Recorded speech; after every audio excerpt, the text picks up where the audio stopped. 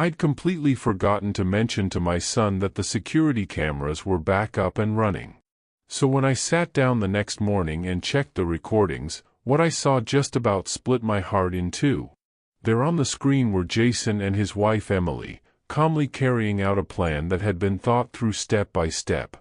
They were pretending I'd taken a bad electrical shock, then setting it up so I'd tumble headfirst down the basement stairs, making my death look like some tragic household accident. The boy I'd raised on my own after his mother passed away was now sitting there with his wife, figuring out how much money my life insurance might bring in, like I was nothing more than a line item on a balance sheet. In that moment, it hit me, I wasn't just dealing with betrayal inside my own family. I was the intended victim of a cold-blooded killer. What neither of them realized was that the man they planned to bury had already laid a quiet little snare, one they would step into without even seeing it coming. For me, the real reward in life has always been the satisfaction of a job done right. That Thursday afternoon, I stood in my workshop running my rough, calloused hands across the freshly repaired security system, and I felt the same pride I'd felt for decades in my trade. 40 years of electrical work had taught me that small victories add up. The October air was sharp and creeping in through the old window frames, but inside the house, my house, the one I built with my own hands back in '95, there was a warmth that wrapped around me. For 2 long weeks, those cameras had been nothing but expensive ornaments, dead after a surge knocked out the main circuit. But today, after 3 hours of careful rewiring, every lens came back to life in high clarity, every microphone sharp enough to catch the whisper of a mouse. At 65, my eyes need glasses just to read a newspaper, but my hands? They still know their way around a circuit better than men half my age. This place was more than just a house, it was a testament to every wire I'd pulled, every socket I'd tightened, every outlet I'd installed. When Margaret passed away 8 years ago, I thought about selling, but the walls here held too many memories. And besides, Jason needed somewhere to land when his own life unraveled. What kind of father would I have been if I hadn't given my only son a soft place to fall? My thoughts were cut short by the sound of car doors shutting outside, 5:30 on the dot. Jason and Emily were never late for our weekly dinners. I wiped the dust and grease from my hands and made my way to the front door. Emily's laugh carried across the driveway, light and musical, the same laugh that had charmed me when Jason first brought her home 3 years back. These days, though, it rang hollow, like she was putting on a show. "Dad." Jason's voice had that forced cheerfulness I'd been hearing more and more often. "How's the old homestead?" I pulled him into a hug, noticing just how thin he'd gotten. "Can't complain," I said. "Been keeping myself busy with little electrical projects around the place. You know me, I don't like letting things pile up." Emily stepped up then, flashing that flawless smile of hers, the one that never quite touched her eyes. "Stephen, you work too hard. A man your age shouldn't be climbing around fixing things. That's what professionals are for." I waved it off. Professionals charge what I make in a week for something I can finish in an afternoon. Besides, it keeps these old hands from getting rusty. With that, I led them inside. All through dinner, I found myself studying them more closely than usual. Maybe it was just the electrician in me, trained to notice when a system wasn't running the way it should. Emily kept circling the conversation back to the house, its property value, whether I'd updated the insurance, if I'd thought about selling. Jason, meanwhile, barely met my eyes, fumbling through vague answers about job interviews that didn't make much sense. "Any luck with those interviews?" I asked as I carved the pot roast. He shifted in his chair. "Market's tough, Dad. But I've got a few promising leads." "That's wonderful," Emily jumped in quickly, smoothing over the moment. "Stephen, you've been so generous with that monthly allowance. $700 goes such a long way." The way she said it crawled under my skin, like she thought it was their rightful due instead of a father choosing to help out his family.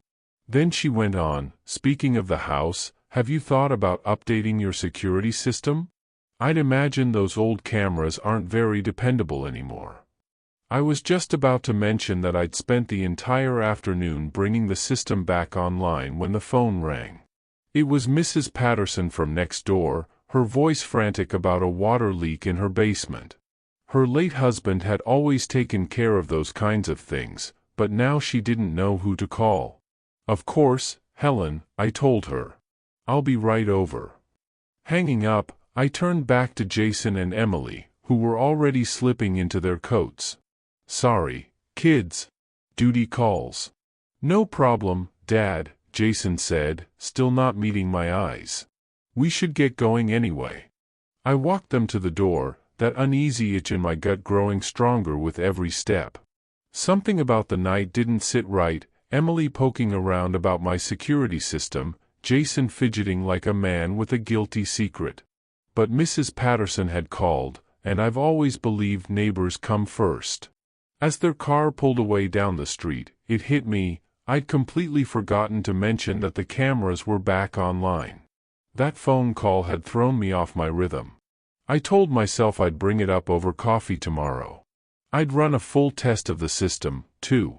After 40 years of troubleshooting electrical problems, I'd learned the best way to catch an issue was to watch when nobody thought you were watching. Friday morning arrived clear and sharp, the kind of October air that makes colors seem brighter. I'd slept badly, my mind replaying the tension from dinner, but by 10 o'clock I was in my workshop with a mug of fresh coffee, ready to run my comprehensive security check. One by one, the monitors flickered to life in perfect clarity. Every angle of the house appeared in high definition, microphones so sensitive I could hear the refrigerator hum from the kitchen.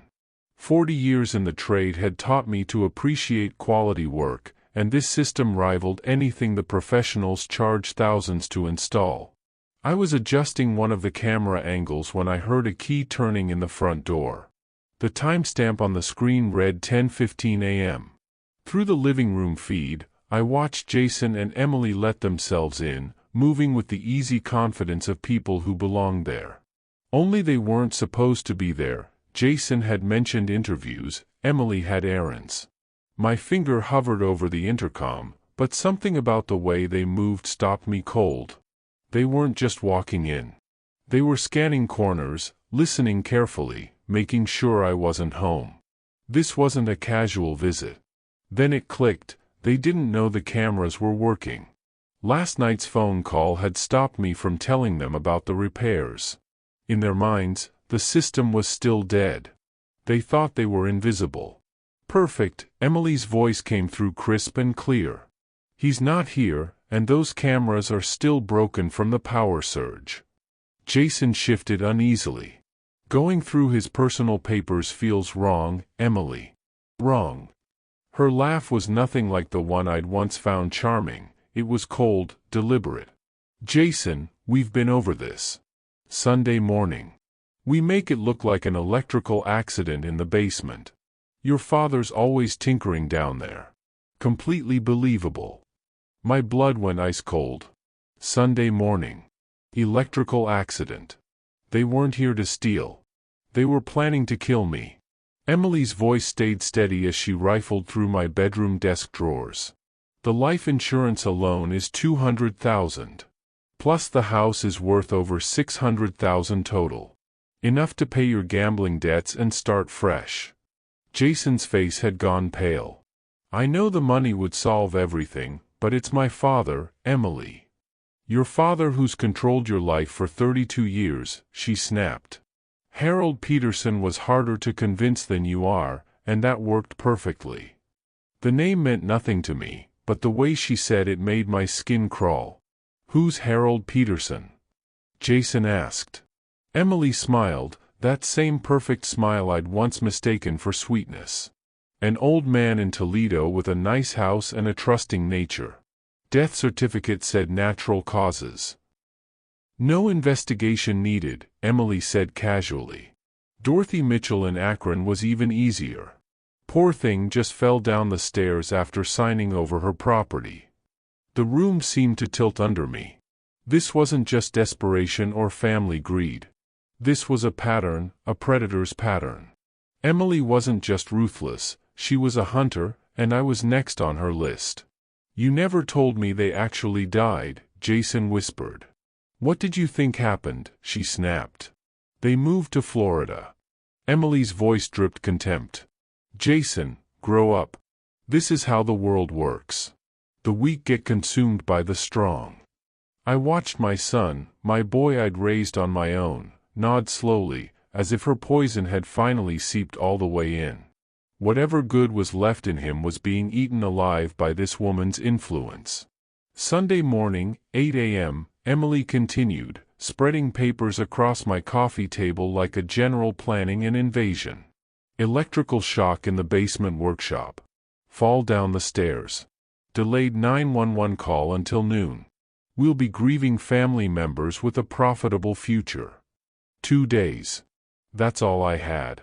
2 days before they planned to murder me in my own home. Sitting in my workshop surrounded by the tools and skills that had built my life, I realized forgetting to tell them about the cameras might have been the luckiest mistake I'd ever made. Emily had killed twice before, but she'd never gone after someone who could see her coming. The hunter had just become the hunted, and she didn't even know it yet. The clock on my dashboard read 12:45 p.m. as I pulled into the parking lot of Sullivan & Associates. My hands were steady now, steadier than they'd been all morning, because the shock of discovery was behind me. What lay ahead was action. Catherine Sullivan's office smelled of leather and determination. She was younger than I expected, maybe 50, with sharp eyes that missed nothing. I'd called ahead, used the word emergency, and she'd cleared her afternoon. Mr. Brooks, you mentioned a murder conspiracy on the phone. I need to hear everything, she said. I pressed play on my phone. Emily's voice filled the room. Sunday morning, 8 a.m. electrical shock in the basement workshop. Fall downstairs. Delayed 911 call. Kate's expression hardened with every word. This isn't desperate family greed, Mr. Brooks. This is professional elder abuse with homicide. She looked up. You said she referenced other victims? Harold Peterson in Toledo. Dorothy Mitchell in Akron. Both died after transferring property. She was already typing. I'm scheduling an emergency competency evaluation with Dr. Hamilton. If they're planning to claim you're mentally unfit, we need medical documentation proving otherwise. Can you be there by 2:30? Absolutely. Good. I'm also calling my private investigator. If this woman's done this before, there'll be records.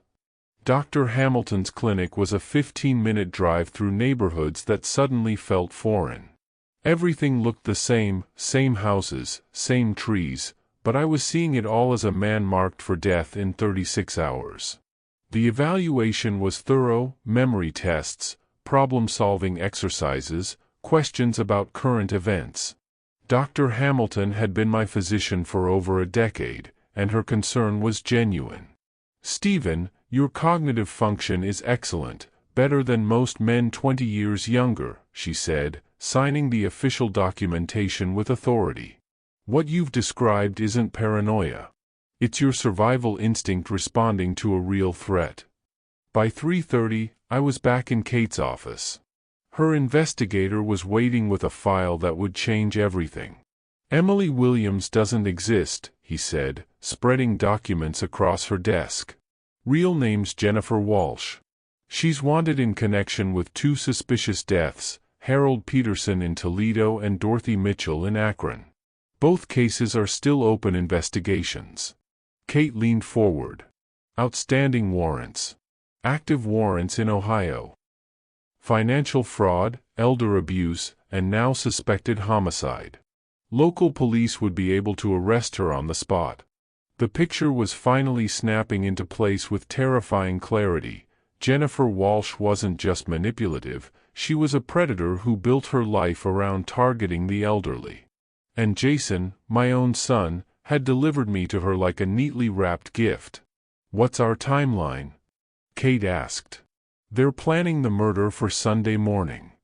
I checked my watch. 41 hours. More than enough. Kate was already reaching for her phone. I'm calling Detective Frank Morrison. He runs the Elder Crimes Unit. With the outstanding warrants and your recordings, we can have her in custody before she even knows what hit her. What about Jason? Kate's expression softened slightly. Conspiracy to commit murder carries serious time, but if he cooperates and testifies against her, there may be options. The recordings make it clear she's the mastermind. By 4:30, our plan was set. Tomorrow morning, Detective Morrison would review every piece of evidence. The medical evaluation insulated me from any claim of incompetence. The active warrants gave the police immediate arrest authority. Mr. Brooks, Kate said as I stood to leave, you've done something remarkable. Most victims of elder abuse never even see it coming. You not only detected the threat, you're stopping a serial killer. Walking to my car, I felt something I hadn't felt in years, the satisfaction of a plan coming together. Jennifer Walsh had made one fatal assumption, that I was just another helpless old man waiting to be taken advantage of. Tomorrow she'd learn the hard way that some prey fights back. The evening air smelled of autumn leaves and possibility. In 37 hours, either I'd be dead in my own basement or Jennifer Walsh would be sitting in handcuffs. I knew which outcome I was betting on. When I returned home, the house felt different. Same walls, same furniture, but now every corner was a potential piece of evidence. I moved through my pre-dinner routine as usual while the upgraded surveillance system captured everything in crystal clarity. Jason and Emily showed up at 6 sharp, their Friday evening smiles as predictable as clockwork. But tonight I was listening for more than just dinner conversation. How was your day, Dad? Jason asked, settling into his usual chair. Productive, I said, the understatement of the century. Took care of some important business in town. Emily's eyes sharpened slightly. Oh? Anything interesting? Just old man errands. Doctor visits, paperwork.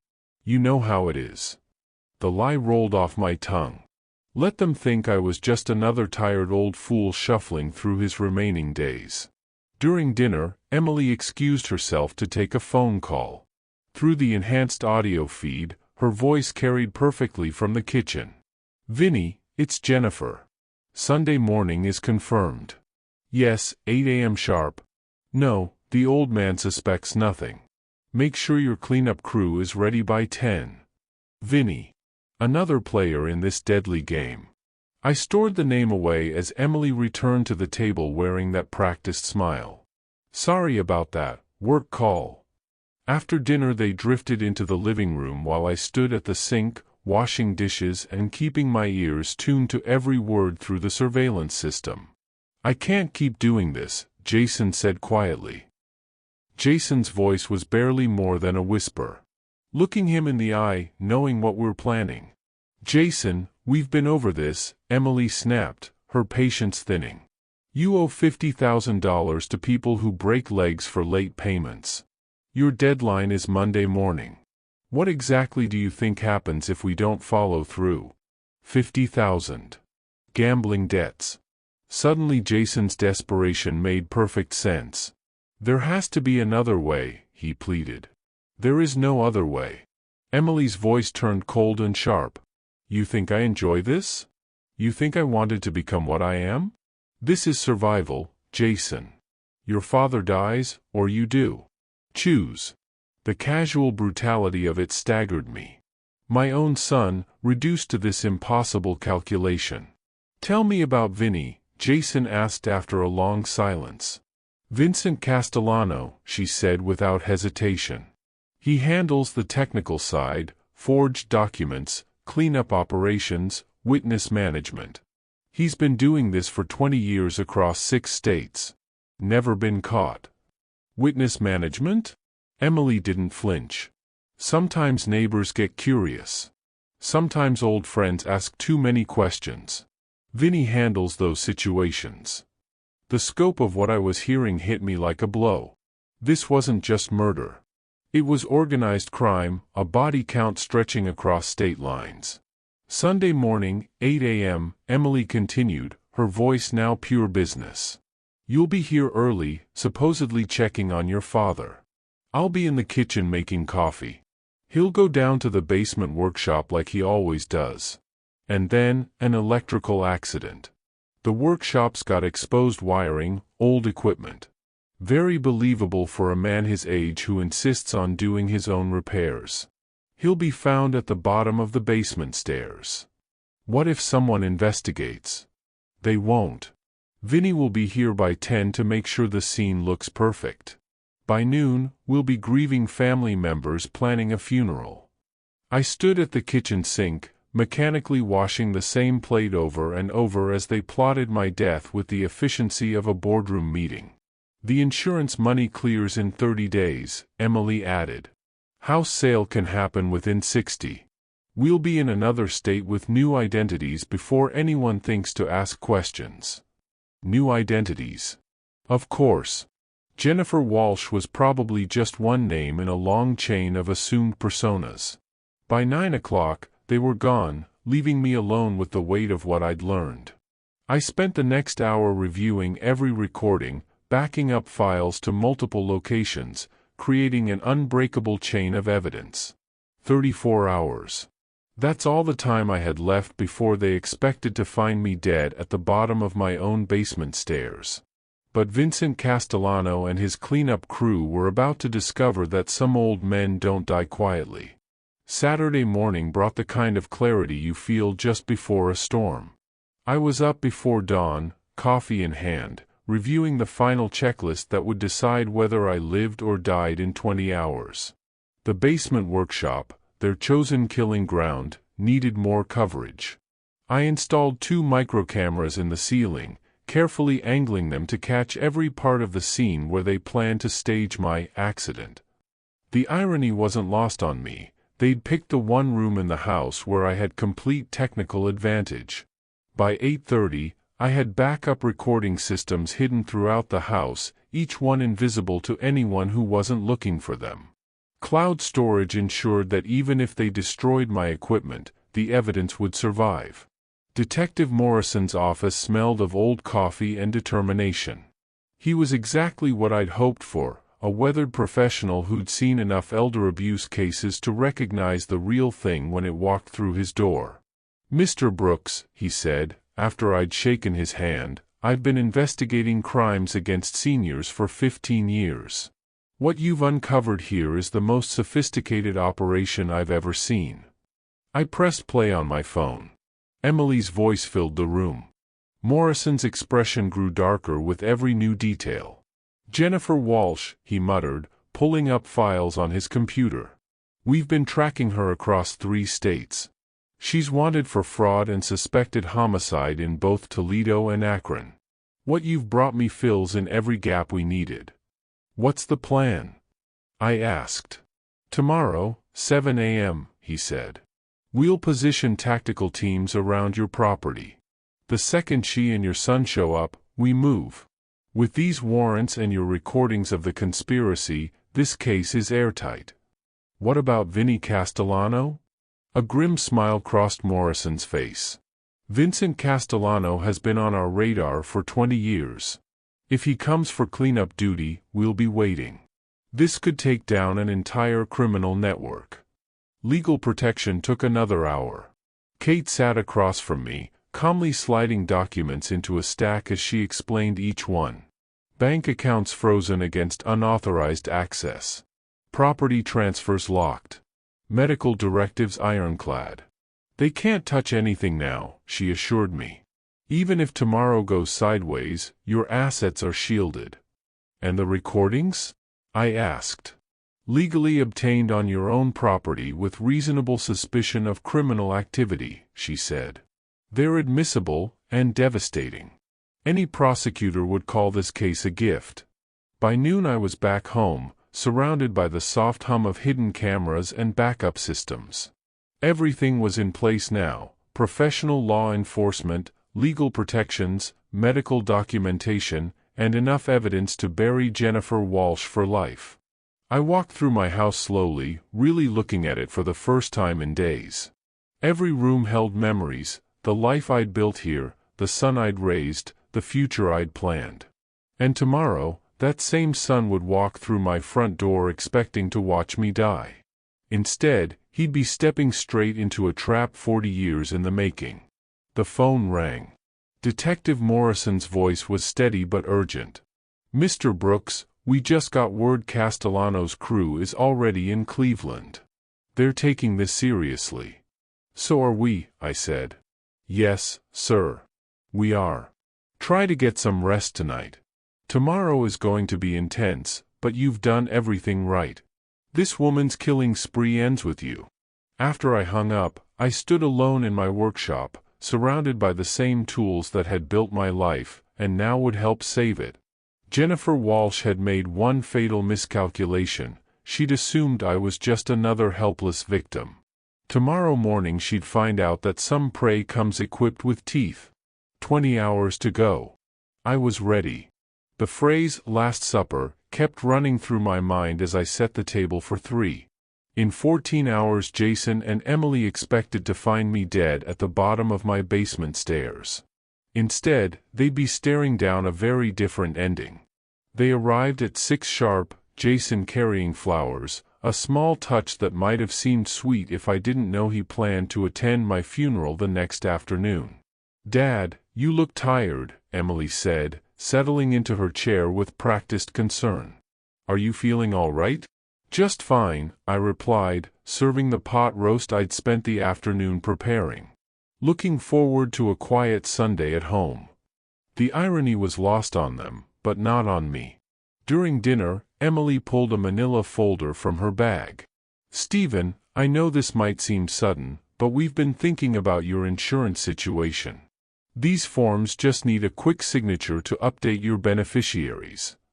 I glanced at the papers, all legal-looking, probably designed to strip away whatever savings I had left. "What's the rush? Can't this wait until Monday?" "Well," she said smoothly, "the agent told us there might be rate changes if we don't process these by tomorrow." Her smile was perfect. Practiced. Deadly. "It's really just a formality," Emily said lightly, sliding the papers closer. Across the table, Jason stared at his plate. His hands trembled slightly as he sawed at his meat, unable to meet my eyes. "You know, Emily," I said, keeping my voice casual, "lately I've been having some memory problems. Forgetting the simplest things. Just yesterday, in fact, I completely forgot to tell you both something important." Her eyes narrowed, all pleasantness gone for a heartbeat. "Oh? And what was that?" I speared another bite, chewed, and smiled. "I'll remember eventually. These things have a way of coming back to you when you least expect them." After dinner, they drifted to the living room while I stayed in the kitchen, cleaning up. Their voices carried perfectly through my enhanced audio system, every word sharp and clear. "He seemed more confused than usual," Emily whispered. "Did you see how he struggled with those insurance forms?" Jason's voice was low, desperate. "Maybe we don't need to go through with this. If he's slipping naturally, maybe we just wait." "Jason." Her tone cut through the room like a blade. "Your creditors don't care about your father's natural decline. They want $50,000 Monday morning, or they start breaking bones. We stick to the plan. 8 a.m. tomorrow. Sharp." She laid it out like a military operation. "You'll be here early," the dutiful son checking on his father. "I'll be in the kitchen making coffee. He'll head down to the basement like always. Electrical accident. The wiring down there is ancient, perfect for what we need. He falls down the stairs. We call 911 in a panic. By the time paramedics arrive, it's too late." I stood at the sink, washing the same dish over and over, listening to them choreograph my death with clinical precision. "What about afterward?" Jason asked softly. "Vinny arrives at 10 for cleanup," Emily replied. "He'll make sure everything looks perfect. We play the grieving family, collect the insurance, sell the house. By Christmas we're in Florida with new identities." Through the window, I watched Emily step into the driveway for a final call. "Vinny, it's Jennifer," she said, pacing. "Tomorrow, 8 a.m. Yes, everything's ready. The basement workshop, just like we discussed. 10 a.m. for cleanup. Bring the electrical equipment to stage it properly." When she came back inside, her mask was back in place. "Well, we should let you get your rest," she said, brushing a kiss against my cheek, lips cold as ice. "Big day tomorrow." "Yes," I said. "I have a feeling tomorrow will be very memorable."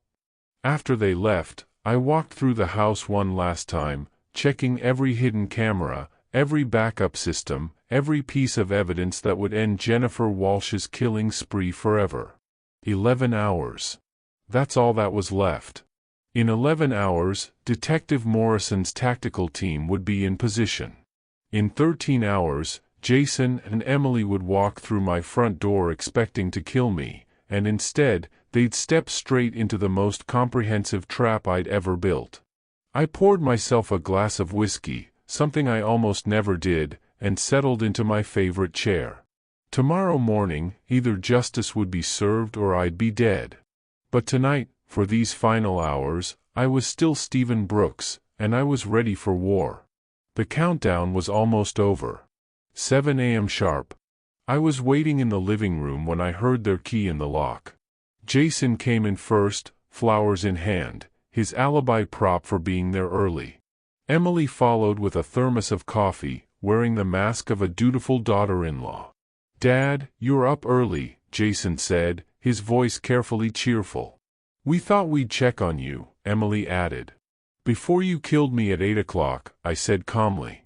The silence that followed was absolute. The flowers slipped from Jason's hands, scattering across the carpet like evidence at a crime scene. Emily recovered first, that practiced smile sliding neatly back into place. "Stephen, what a strange thing to say. Are you feeling confused this morning?" "Not confused at all." I reached for the tablet beside my chair. "Let me show you exactly how clear my thinking is." I pressed play. The first recording filled the room. Emily's voice came through my enhanced audio system like a knife through glass. "Sunday morning, 8 a.m. electrical shock in the basement workshop. Fall downstairs. Delayed 911 call." Jason's face went white as bone.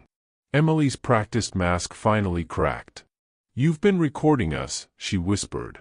"For 3 days, every word, every plan, every confession." I calmly scrolled through the files on my tablet. Harold Peterson in Toledo.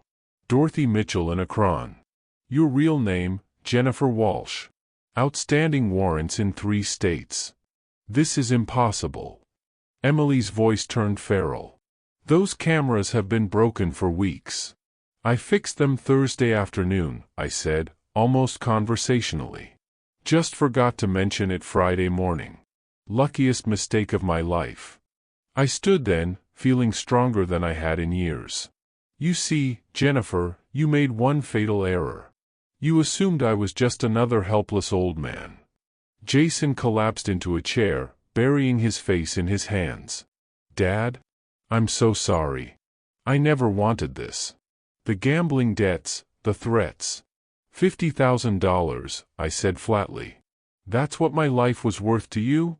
"It wasn't supposed to be like this," Jason's voice cracked. "She said it would look natural, that no one would get hurt." No one would get hurt.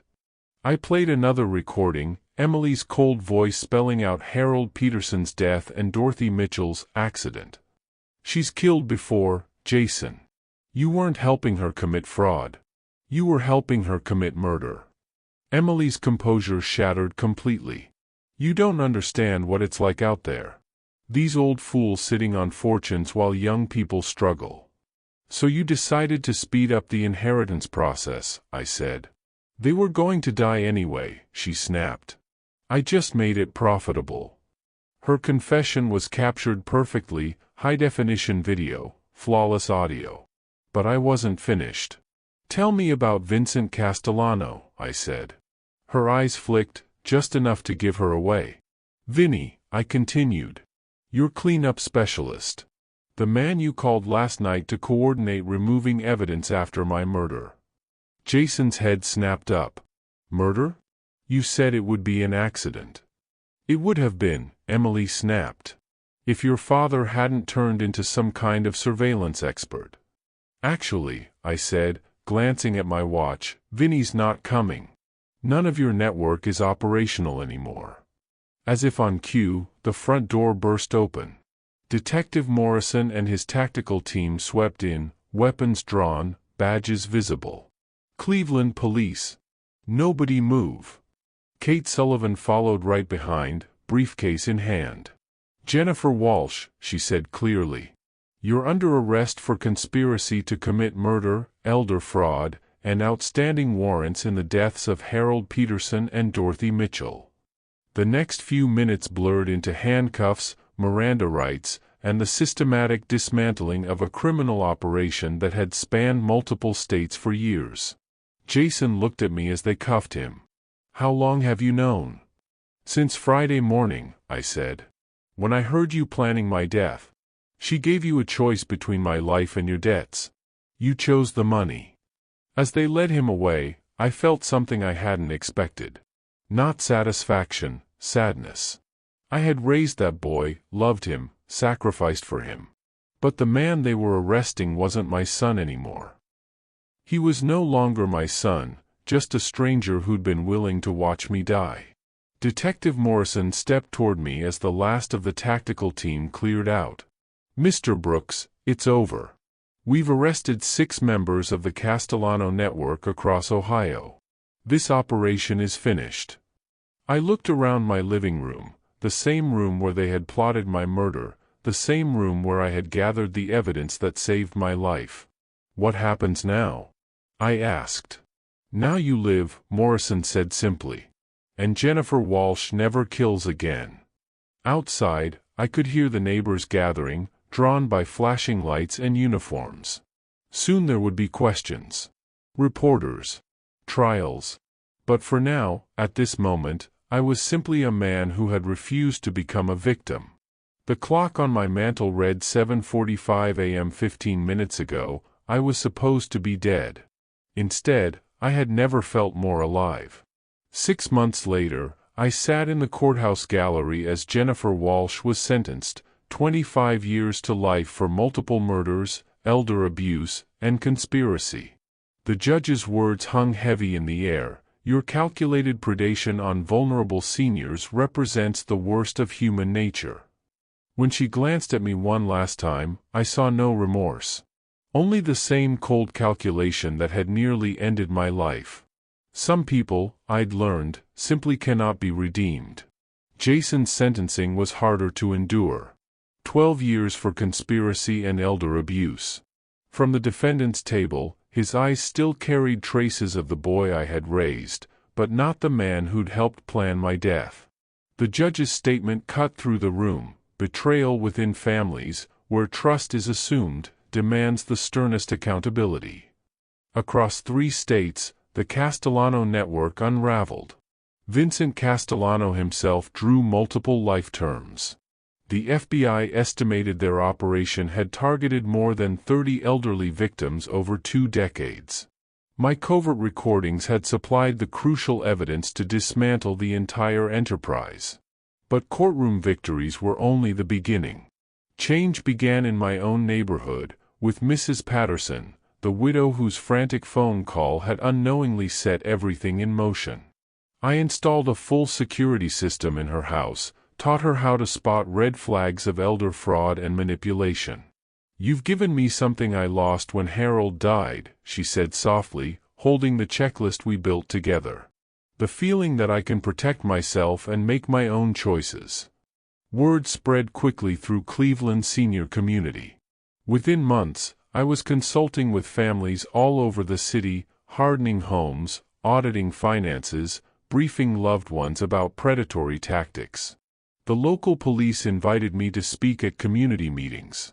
Detective Morrison introduced me by saying I'd not only saved my own life but shown how seniors could fight back against predators who assumed they were helpless. The Ohio Attorney General's office asked me to help write elder protection protocols. My story became the center of a statewide awareness campaign. The message was simple and powerful. Age isn't weakness. It's experience, and experience gives you the skills to recognize and resist danger. Dr. Hamilton remained my physician and became a close friend and advocate. "You've turned personal trauma into community purpose," she told me once.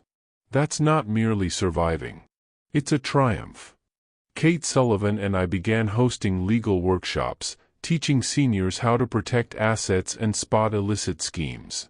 My house, once marked for destruction, transformed into a fortress, and the basement workshop that had been a planned murder scene became a training center where I taught basic security and self-protection. Neighbors began checking on each other. We built an unbreakable network of mutual support. Mrs. Patterson organized weekly coffee meetings where we swapped stories about suspicious activity and celebrated small victories. The sting of Jason's betrayal never completely faded. But I learned to use it. It sharpened my understanding of how predators exploit emotional bonds and family ties. Sometimes, the greatest threats come from the people we trust most. Letters started arriving from across the country. Hundreds of notes from families who had heard my story. One elderly man in Florida wrote to tell me that my example had given him the courage to question suspicious financial behavior in his own family, and to confront a grandson who had been stealing from him. Those letters became daily reminders of why this work mattered. Jennifer Walsh had treated elderly people like disposable obstacles to wealth.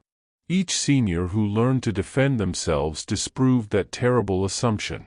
6 months earlier, I had been marked for death by my own family. Now, I woke in a home bristling with security, surrounded by people who respected my decades of experience rather than trying to exploit them.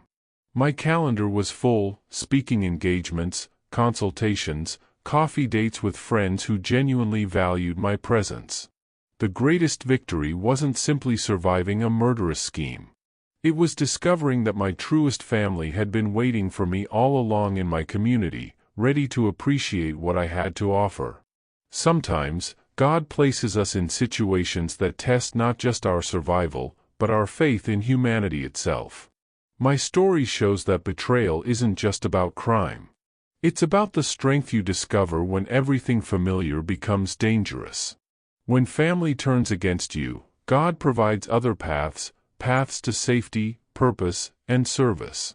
The most important lesson from Grandpa stories like mine? Age isn't vulnerability.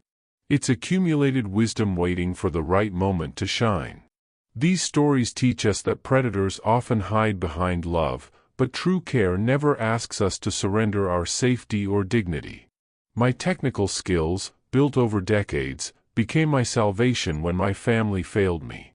God works through preparation and the relationships you cultivate over a lifetime. The forgotten camera announcement. The neighbor's emergency call. The professional contacts I had nurtured. None of it was coincidence. Each was a divine appointment that saved my life and exposed a criminal network. Elder abuse thrives because we assume age equals helplessness. But Grandpa stories prove that experience, preparation, and faith make an unbeatable combination. When we honor our elders' wisdom instead of exploiting it, we build communities where predators cannot thrive. My transformation from victim to advocate shows that God can use even our darkest moments to illuminate paths of service and protection for others. Now, it's your turn. What betrayal stories, or Grandpa stories, have shaped your understanding of family trust and resilience? Share your thoughts in the comments, and don't forget to subscribe for more stories that show how strength can emerge from our greatest challenges.